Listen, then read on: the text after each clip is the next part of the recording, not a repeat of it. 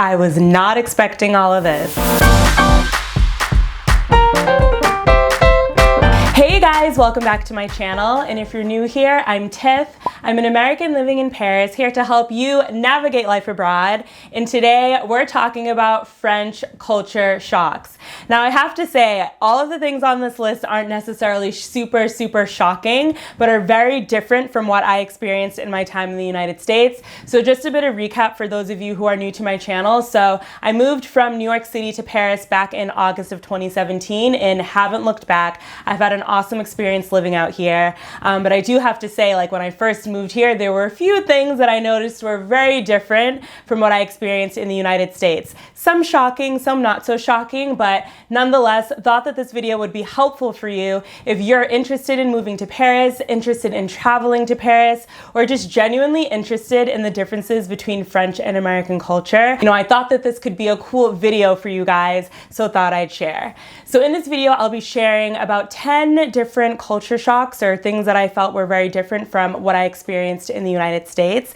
So if you guys are ready for this, make sure to hit the like button, subscribe to my channel, and now let's get into it. So the very first one on my list, of course, has to do with food. If you guys have been following me for a while, you know that I'm literally obsessed with the food in Paris. But one thing that I noticed that kind of blew my mind was the amount of rotisserie chicken in Paris. Like, I kid you not, if I just walk 10 minutes in either direction going from my apartment, I'll come across a boucherie. So a boucherie is kind of like the meat shops in Paris that are roasting rotisserie chickens. And not even just inside, like, I remember kind of walking down the street and seeing like this big oven outside where rotisserie chicken were spinning and roasting, and I was like, this is crazy. And it's everywhere. It's everywhere in Paris. Like, they love their rotisserie chicken, and that was new for me. So I ate it up when I first came here, and it's really good too at most of the boucheries. And actually, even in a lot of the supermarkets, you can find rotisserie chicken too, especially of course at restaurants. Like poulet frites is like a big thing, especially at a lot of the brasseries out here. So rotisserie chicken is a thing out here. They love it, and it's literally everywhere. And since we're talking about food, the second thing I wanted to bring up was around restaurants. So I don't know if a lot of people know, but a lot of restaurants in Paris close midday. So usually between 3 p.m. and 7 p.m. restaurants are closed. And this was something that was very new for me. Like, in the United States, restaurants are pretty much open all day. And actually, when I went to Corsica, this is implemented heavily. Like, I remember we would be hungry kind of during the day between 3 and 7, and literally nothing would be open. Like, we had to wait until around 7 p.m. to eat. And I will say, I think Paris is getting a bit better with this. So like I said before, not all restaurants follow this rule, but I do think the majority of them do. So definitely something to note when coming to Paris. And also with restaurants, you know, when you're sitting down eating and you finish your meal, the waiters aren't really pressuring you to leave. So here, if you sat down, you know, had a drink, were eating, and you finish, they let you just sit and talk if it's something that you want to do. I mean, maybe you'll order another drink, maybe not, but there's like no pressure for you to get up and leave immediately after you're finished eating. And personally, I thought that this was different from my time in the United States, and you guys let me know if you have a similar opinion. But more often than not, when you're going out to eat in the United States, it's like right when you're done with your meal, they ask you if you want the check or if you want anything else. And, you know, you can kind of feel like, all right, you know, it's time for us to go. They might need this table. But here in Paris, I've never really felt that. And another thing in regards to restaurants is that there really aren't any rules around tipping. So tipping is really not a cultural norm out here, which of course is different in the United States. Like, there are so many rules around tipping in the United States, but here it's not like that at all. Like, you really don't have to tip at restaurants. I will say though, I have noticed, especially since the lockdown, that the food delivery services like Uber Eats and Deliveroo, which are the big ones out here, do allow you to tip on the app for the restaurant and for the driver or the bike rider that's delivering your food. So I kind of think that that's very new out here. So I have started tipping like through those apps, but more often than not, if you're at a restaurant here, you don't have to tip. It's just not a part of the culture. And then next on my list is grocery shopping. And I'm literally living for this list that I made because I just noticed that the first like 4 have to do with food. Oh my God. But anyways, so for grocery shopping, I do grocery shop a lot differently than I did in the United States. So one thing that I thought was different was the fact that they have a poissonnerie, which is like a fish market. They have many fruits et légumes stands, which is where you can get most of your fruits and vegetables. And then of course, la boucherie, which is what I mentioned earlier, like a meat shop where you can get chicken, beef, things like that. And then of course, la boulangerie, where you can pick up your bread. A lot of the bigger grocery stores do have all of these things too, but I've always been a firm believer that if a store is specialized in one thing, the quality is typically better. So sometimes I do like to kind of visit the different shops to get my food versus just going to a big grocery store, which is very different, of course, from what I experienced in the United States. And then another thing that I could say is I kind of feel like people shop differently here. So in the United States, I was so used to shopping in bulk, like picking up food for like 2 weeks or so, 10 days, maybe even a week. But here it kind of feels like people more so are buying the food for the day that they want to cook or just a few days after that. So that was something that was a little bit new for me, and who knows, maybe it's because we're all living in walk-ups. I mean, I'm in a 5th floor walk-up, so I'm not gonna, lug up a ton of food up my stairs like every week. So maybe that's why, but more often than not, I do find that people are kind of doing sometimes quick shopping trips like throughout the week versus, just going on one day and picking up a bunch of stuff. That's just in my opinion and what I've experienced. So definitely something to note.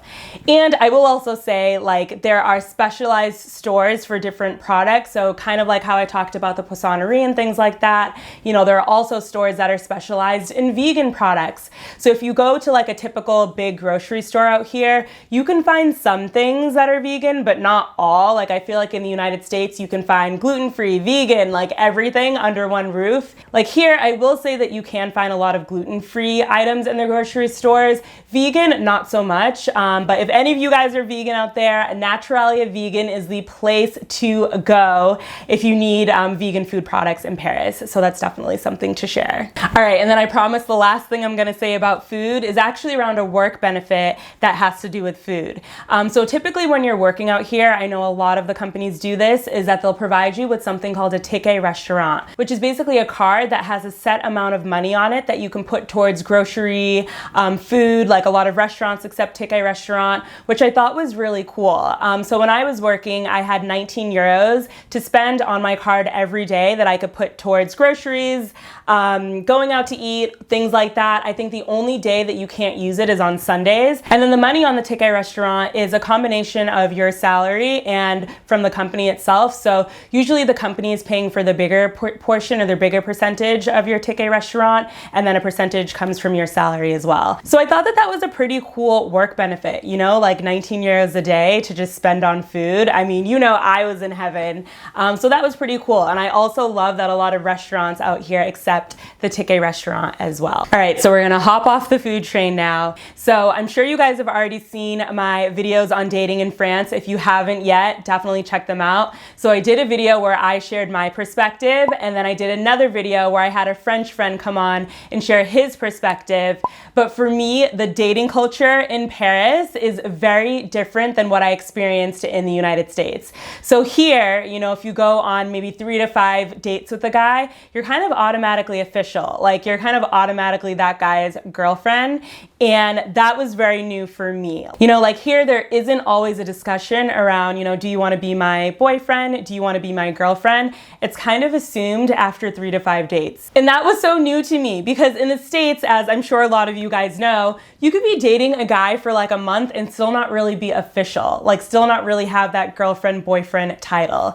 Here, it's just, if you've gone on a couple of dates, you guys are together. So that was something that was very new for me, and I got caught up a few times. And I go a lot deeper into this in the dating videos on my channel. But for instance, I remember I had met this guy on one of the dating apps, and we had literally gone on 2 dates. And on the second date, he was like, I want to be with you. Where is this going? Like, I just see us together. And I was just like, now wait a second, like what is going on? So it is a thing. I do think that here they are more quick to get into a relationship than they are in the United States. So if you're coming out here to Paris and you're looking to date, definitely something to keep in mind. So next, let's talk about holidays and vacation. So this was a shock to me. Like I knew that here in Europe, people are given a lot more vacation time, but I was like, whoa, this is crazy. So for one, if you guys don't know, in August, August, basically everyone in France goes on holiday. Like everyone in France goes on vacation. And I mean, there are even restaurants that are shut down for a period of time in August just because it's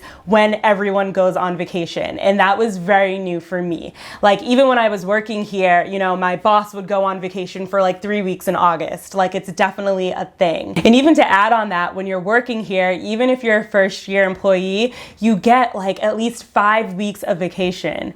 I was like, now wait a second, this is insane. I remember planning my birthday for May of 2019, and I was like, okay, Tiff, like, where are we gonna go? Like, I was so excited just to have so much vacation time. And to add on that too, there are also a lot of public holidays in France, and a couple of them are in May. So I was like, listen, in May, I'm going to Greece, I'm going to Bali. And I did, you know, I did, and it was fine, and it was awesome. So the vacation and holidays here are amazing. That's something that was definitely a shock to me, just the amount of vacation days that I got as a first year employee out here. Because honestly, when I was working in New York, I was working in PR, and I think I literally got like 10 vacation days for the year. It was insane. So definitely a cool thing about France. And then actually to add on this, and something that I didn't know before moving out here, is that on Sundays, a lot of places are closed or either open late or close super early. And I can't say that this is for everywhere in Paris. I think in certain areas, things may be a bit more open on Sundays, but more often than not, that's what you're dealing with. And it was new for me because I was so used to like doing all of my grocery shopping and errands on Sundays. But here, I feel like most people do that on Saturdays. And Sundays are really their day to kind of chill with family and friends and things like that. And I actually remember when I was living in the suburbs of Paris, so like right outside of Paris, when I was going to school, and there it was literally like everything was closed on Sundays, like everything. And I hadn't realized this. This was probably maybe like my first week or so when I moved here, and I wanted to go grocery shopping. Nothing was open. I literally had barely any food in my apartment. Finally found this like little convenience store that was open, so was able to get a few things.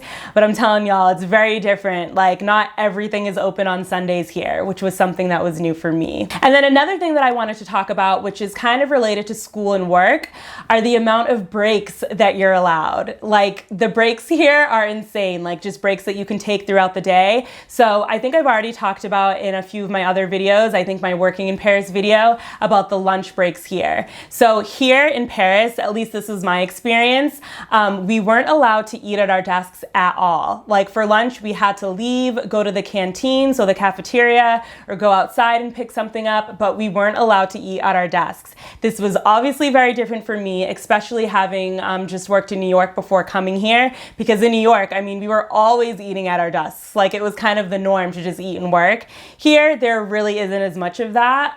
People will take an hour lunch, sometimes 2 hours if they don't have too much going on. So definitely something that was different.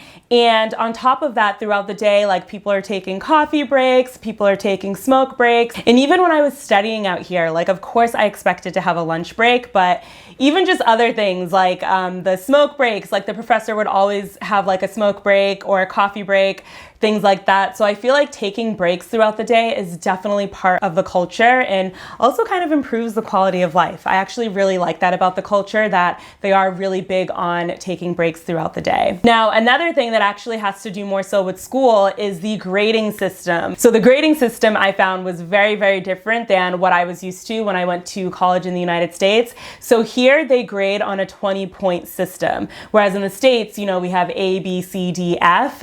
So that's very different. And I've actually heard that it's nearly impossible to get like a 20 out of 20 here in France when you're going to school. So yeah, I noticed that that was very different, that they grade based off a 20-point system versus having letter grades. And the next thing I have for you guys is the fact that the dates are reversed. But I actually think that it's the Americans that reverse the dates and not the French. And I'll tell you why. So here, when you're writing out the date, you do the day, then the month, then the year. Whereas in the United States, when we're writing out the date, we do the month, the date, and then the year. So for example, instead of 10, 15, 20 like we do in the States. They do 15, 10, 20.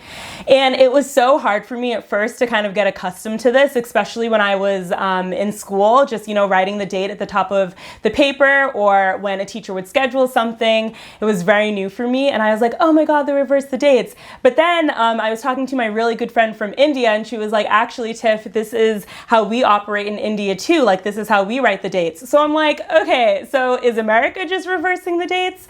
So definitely something to note, that the dates are kind of switched around if you're coming here from the United States. But of course, if you're living somewhere else in the world, it might actually be the same as France. So guys, that's it for me. So these are some of the things that I found were very different from my time in the United States. Some things that were very, very new for me and kind of shocking at times, especially when I first moved here. So wanted to share with you guys, if any of you guys are looking to move or travel to Paris or France in the near future, once the world opens back up. So thank you guys so much for watching. I hope that this video was helpful, and I'll see you soon.